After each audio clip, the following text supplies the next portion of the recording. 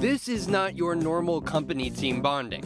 This is the best joint I've ever made. Probably not the best one at the table. But for this public relations firm, this is how they do it. So just throw the weed in the grinder, close it up, and just grind it up as best you can.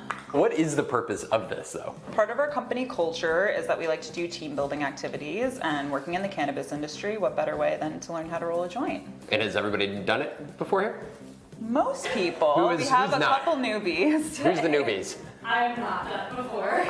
That is Trisha White, a newly hired junior accounts executive. So this is my first job. This is your first job? My first real job. And this is your first time rolling a joint? It is my first time rolling a joint. A lot of firsts going on. It's because of this woman, Rosie Matteo. She hired Trisha to join her PR firm. They represent 60 companies that all work in the cannabis industry and hope they can help weed become less taboo at other workplaces, too. I much prefer, as a CEO of a company, to have my employees go out after work and consume cannabis and do things together, as opposed to, going out and having some drinks and coming in hungover the next day. So I think people need to look at this as just a different culture now. Cannabis is part of mainstream culture, and we're embracing that as well. Just how big of a business are we talking about? This year alone, cannabis industry in the U.S. will do $24 billion, according to estimates. 5 years from now, $100 billion. There are no other industries that are growing at this pace. The receptiveness to marijuana is only increasing. This is the climb in America's support. 30 years ago, 16%. Today, about 2/3 of Americans. And now some major corporations are adjusting with the times. Amazon, the biggest, saying in a statement this summer, "We've changed course. We will no longer include marijuana in our comprehensive drug screening program and will instead treat it the same as alcohol use." In just today, the NBA saying it will not subject players to random drug tests for marijuana this season. Companies are coming to grips with the fact that society has changed its view of marijuana usage dramatically. And laws in cities and states are changing too.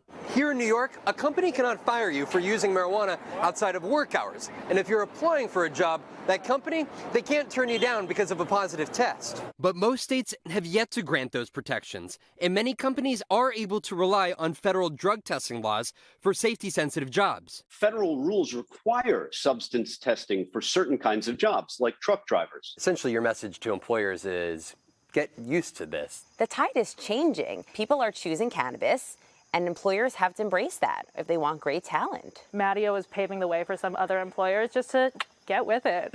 Cheers. All right, Vaughn Hillier joins us now on set. Vaughn, I'm sure that was a fun story to cover. I think it's interesting that all of those people were totally cool and fine with us doing the story and appearing on camera. It shows how far we've come, I think, as a country with marijuana.